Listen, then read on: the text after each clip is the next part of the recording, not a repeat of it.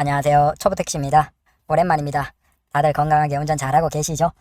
시간이 좀 지났네요. 이런저런 생각들이 있었지만 얘기하기가 좀 애매했고 이제는 어느 정도 생각이 정리가 되어서 얘기해 볼 겸 담아봅니다. 자, 일단 가장 먼저 얘기 드리고 싶은 건 들으시는 분들 중에서 일반 택시 하시는 분들 계시죠?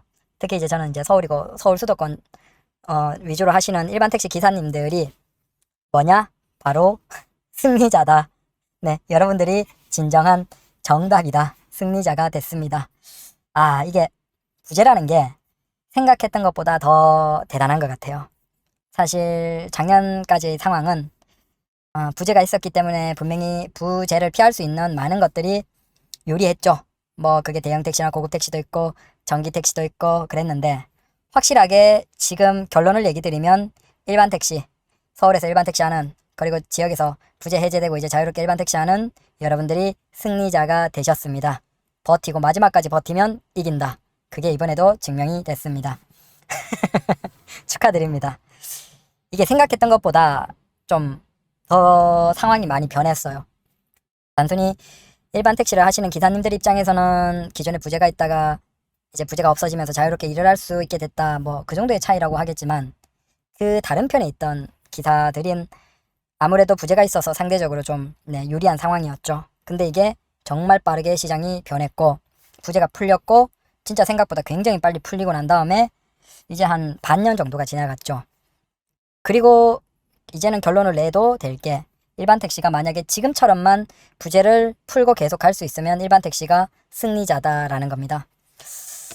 마찬가지로 일단 전기 택시 하시는 기사님들도 비슷한 상황이죠. 작년까지는 부재가 없었기 때문에 굉장한 혜택이었고 그리고 전기 택시의 전기 충전 요금도 뭐 그 정도면 작년 초까지만 하더라도 그래도 버틸만 했는데 그건 계속 오를 수밖에 없었고 요즘에 이제 대기하면서 전기 택시 기사님들도 얘기를 좀 나눠보면 다들 비슷한 얘기를 하세요. 일단 내가 지금이면 전기 택시를 안 할 거다. 그래서 지난번에 뽑아서 어쩔 수 없이 하긴 하는데 지금이면 안 할 거다. 그리고 지금도 이제 전기택시 신청해놓고 취소하시는 분들이 굉장히 많으시대요. 그래서 지금 얘기를 들어보면 아이오닉 5 같은 경우에는 거의 2달도 안 걸려서 굉장히 빨리 나온다고 하죠. 그건 기아의 EV6도 마찬가지고 그래서 전기택시가 이제는 뭐 정말 살려고 하면 굉장히 빨리 뽑을 수 있고 그걸 반대로 얘기하면 일반 소비자들도 지금 상황이 안 좋아서 뭐 예전처럼 안 그렇겠지만 특히 택시로 많이 팔렸잖아요. 그런데 택시 기사님들이 전기 택시를 굉장히 주저하고 있고 이제는 별로 선호하지 않는다. 오히려 생각해보면 충전 요금은 계속 오를 거예요. 전기 요금 충전 비용이 계속 오를 건 분명한 것 같고 그 다음에 부재는 풀렸고 이제는 오히려 반대로 충전은 뭐 5분 금방 충전하고 끝나지만 오히려 전기 택시는 그래도 하루는 운행할 수 있지만 사실은 오히려 가스 택시보다 불편함이 더 많죠. 충전 시간이.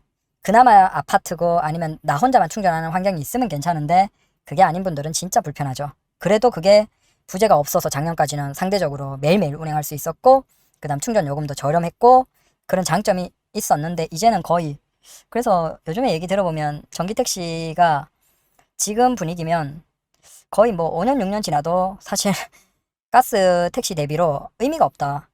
그러니까 손익에서 넘어가는 시점이 계속 멀어지고 있다라는 거예요. 충전 비용도 올라가고 그 다음 매출에서도 장점이 없으니까.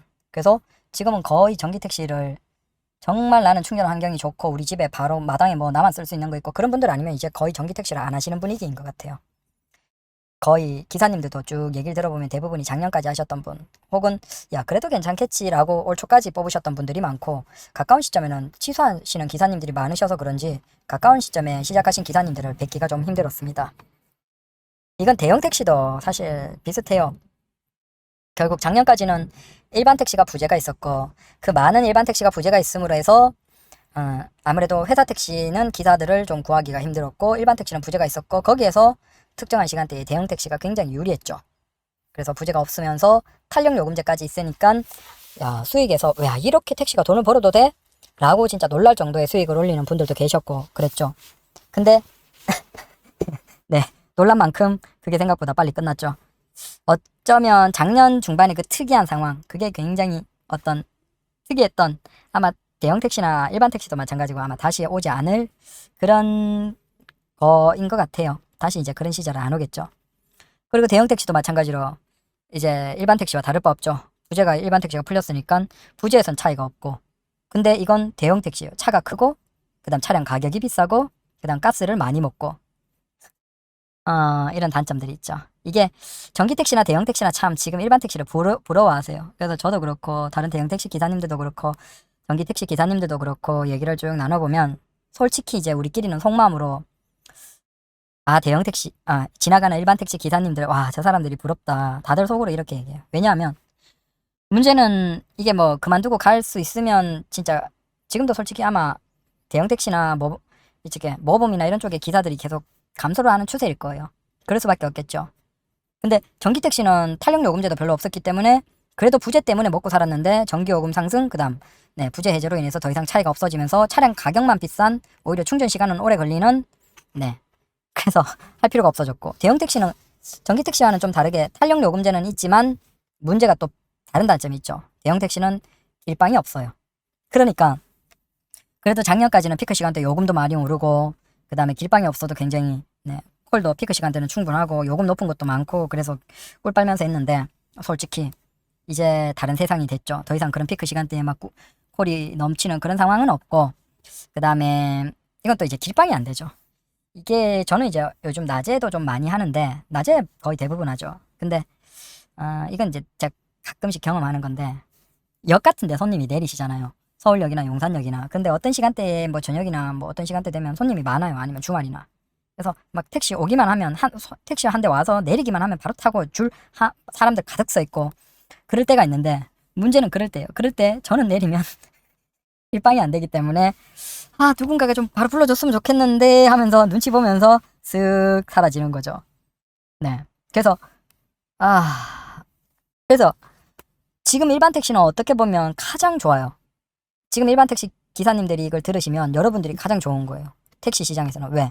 자, 첫 번째로 일단 차값이 싸죠. 그 다음 물론 그랜저를 하시는 분들도 계시고 뭐 스포티지나 QM6 같은 걸 하시는 분들도 계시지만 기본적으로 차량 가격이 대형 택시 비교해서 상대적으로 저렴하죠. 그리고 뭐 가스에다가 연비도 그나마 가장 괜찮죠. 그래서 대형 택시에 비교하면 그렇고, 전기 택시도 이제 전기 충전 요금이 계속 올라와서 지금 그 손익 구조가 계속 뒤로 가고 있습니다. 전기 택시가 계속 충전 요금이 올라서 차가 뽑으려면 훨씬 더, 지금 얘기하시는 거 보면 거의 6, 7년, 7, 8년 이상 지나야지만 거의 가스 소나타나 이런 거 가스랑 비슷하게 손익 구조가 된다라고 하니까 사실상 힘들어지는 거죠. 갈수록. 왜? 갈수록 전기 요금이 계속 오르니까. 그러니까 일반 택시 기사님들은 사실은 부재도 이제는 없겠다. 그 다음에 가장 좋은 건 길방이 돼요. 대형 택시나 고급 택시에는 없는 길방이 됩니다. 그렇다고 해서 이제 요금에서 이건 탄력이 있고 그렇지만 일반 택시도 이제 기본 요금이나 그 정도는 꽤나 많이 올랐고, 뭐 물론 아직도 요금 더 올려야 된다라는 분들도 계시긴 하지만 그래도 일단 뭐 올릴 수 있는 데까지는 일단 가까운 시점에 올랐고, 그래서 요금도 올랐지 길방이 되지 부재가 없지 뭐 가스지, 그 다음 연비도 나름 괜찮은 차량이니까. 게다가 이제 고급 택시 같은 경우에는 고급 택시도 그렇고 대형 택시도 그렇고 이제 팬데믹이 끝나서 다시 1년에 교육을 받는데 교육이 2일을 받아요. 교육을 2일 받고 그 다음 비용도 꽤 내야 돼요. 하지만 일반 택시 기사님들은 뭐 하루에 끝이 나시죠. 그리고 비용을 냈나요? 안 냈죠. 그러니까 그 교육에서도 사실은 2일 가야 되는 우리에 비해서 일반 택시가 훨씬 부담 없고 편하죠. 이건 뭐 고급 택시나 대형 택시는 가서 또 교육 받을 때 뭐 이것저것 뭐 하거든요. 되게 불편해요. 솔직히 뭐 크게 도움이 되나 까놓고 얘기해서 크게 도움이 되는 것 같지는 않은데, 뭐 이를테면 이런 거예요. 우리는 자동문이에요.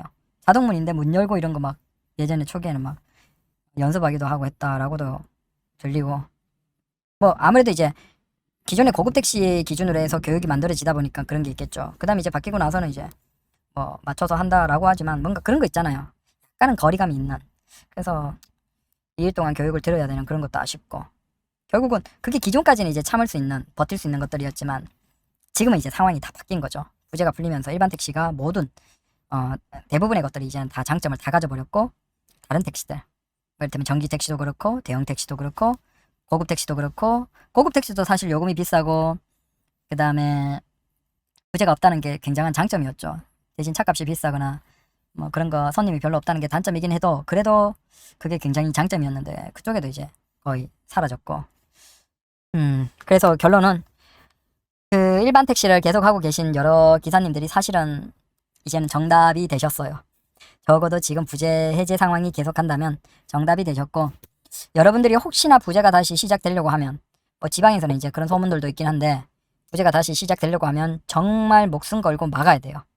뭐 솔직히 제 입장에서 뭐 이렇게 대형 택시나 뭐 이쪽 입장에서는 전기 택시나 이런 기사님들 입장에서는 뭐 부재가 다시 시작이 되면 솔직히 속마음으로 좀 그랬으면 좋겠다라는 그런 것도 없지 않아 있을 수가 있겠죠. 하지만 사실 택시 기사님 입장에서 본다면 일반 택시 기사님들이 만약에 혹시 부재가 다시 시작될지도 모른다. 뭐 정치인들이 뭐 지자체에서 그런 생각을 한다 그러면 택시 기사님들이 똘똘 뭉치셔서 목소리를 내셔서 진짜 사업도 적극적으로 하시거나 뭔가를 하셔서 여러분들의 권리를 계속 지키도록 노력을 하십시오. 그래서 부재 해제가 진짜 어마어마한 일반 택시 기사님의 혜택이다라는 겁니다. 그래서 그래도 작년까지는 이렇게 뭐 카페 만들고 유튜브 하면서 기사님들이 많이 문의를 해보세요. 이게 아무래도 부재 있고 일반 택시가 힘들고 그러시니까 야, 콜 잘 받는다, 돈 많이 번다라고 해서 이제 대형 택시 물어보시고 전기 택시도 이제 기사님들이 많이 관심 가지셨지만 사실 얘기하면 요즘에는 대형 택시 물어보는 기사 그러니까 뭐 연락처나 이런 거 있지만 물어보시는 분들이 거의 없어요. 그냥 어떤가요? 라고 해서 이제 여쭤보는 분들이 계시긴 한데 이제는 거의 없습니다. 그 얘기가 제가 느끼기에 이제 뭐 일반 택시 기사님들이 아예 그냥 여기 넘어오실 분들이 거의 없다라는 거고 오히려 소문에는 이제 대형 택시가 뭐 여러 개 회사가 있죠. 뭐 벤티도 있고 타다도 있고 IM도 있고 뭐 서로 성격이 조금은 다르지만 전체적으로 기사가 다 감소를 하고 있다라고 소문은 들리고 있죠. 물론 실제 수치는 모르겠습니다. 그건 이제 또 다음 달에 통계 같은 것들을 쭉 한번 정리해서 보면 알겠지만 여튼 전체적으로 기사님들이 줄고 있다. 특히 뭐 굳이 그걸 확인 안 해봐도 대형 택시 개인 택시 기사님들 같은 경우에는 뭐 차 이미 오래됐고 그런 분들은 뭐 굳이 이걸 안 하고 그만두는 기사님들도 있지 않을까 정리해버리고 넘어가는 분들도 꽤나 계시지 않을까라는 생각은 듭니다. 사실 크게 장점이 없거든요. 그래서 그리고 이제 기사님들 얘기 나눠보면 뭔가 좀 그런 게 있죠. 약간 울분이 차 있는 그런 기사님들도 꽤나 많으세요. 아무래도 이제 이게 상황이 다 역전이 되니까 작년까지는 이게 다 좋았어. 다 좋았는데 웃죠. 근데 이게 상황이 180도 바뀌니까 이제는 타짜증인 거야. 그러니까 뭐 2, 3km, 3, 4km 가도 작년에는 기사님들이 웃으면서 뭐 그래도 우리가 부재 없고 이렇게 돈 많이 벌고 막 피크 시간대는 만 보니까 뭐 그 정도 할 수 있지 이런 정도였는데 확실히 지금은 좀 분위기가 달라진 게 뭐냐면 불만이 커진 거예요. 이제 굳이 내가 그렇게 4, 5km까지 가야 되냐 라고 하시는 거죠. 그래서 기사님들이 참 뭔가 좀 많이 울분에 차 있는 기사님들이 꽤나 많으시고 제가 생각하기에 대형 택시는 전체적으로 좀 이렇게 줄어들 것 같긴 해요. 아마 이제 인터내셔널 택시 같은 경우에도 좀 이렇게 적어졌다가 다시 적극적으로 막 활성화시키는 거 보면 아무래도 공항 손님들은 인터내셔널 택시나 뭐 요즘에는 QM6 같은 경우에도 그 트렁크가 꽤나 실리기 때문에 공항에서 손님들 꽤나 모셔가거든요. 그래서 공항 가보면 QM6 뽑으셔서 공항 위주도 좀 적극적으로 하는 기사님들도 꽤나 계십니다. 그래서 단순히 대형 택시라고 해서 그냥 공항이나 이런 데서도 유리한 게 좀 적어졌고 그냥 이런 상황입니다. 그래서 결론부터 얘기 드리면 일반 택시 여러분들이 그냥 만족하고 계시면 아주 잘하고 계신 겁니다. 계속 만족하고 계시고 일반 택시 하시는데 힘들다 뭐 딴 거 좀 해볼까 좀 쉽게 돈 버는 거 없나 전기 택시 대형 택시 저거 좀 해볼까 생각하지도 마십시오. 네. 진짜 좀 이제 삶에서 약간 이제 좀 약간 스트레스를 받거나 약간 좀 배 아프고 이게 배알 꼴리고 남이 잘 되는 거 너무 막 배 아프고 그런 거 경험해 보시려면 하셔도 돼요. 그럼 여러분들이 넘어오신 그 일반 택시 기사님들이 보면 막 배알이 꼴릴 거예요. 막 배가 아프고 막 저 사람들 좋겠다 라는 생각이 들 거예요. 그래서 다른 쪽 하실 생각하지 마시고 그냥 그 일반 택시 하시는 거 열심히 하십시오. 이런저런 저도 심심해서 공항에 대기하고 있으면서 이런저런 방송을 좀 찍어보고 다시 또 활동 열심히 해보려고 합니다. 감사합니다.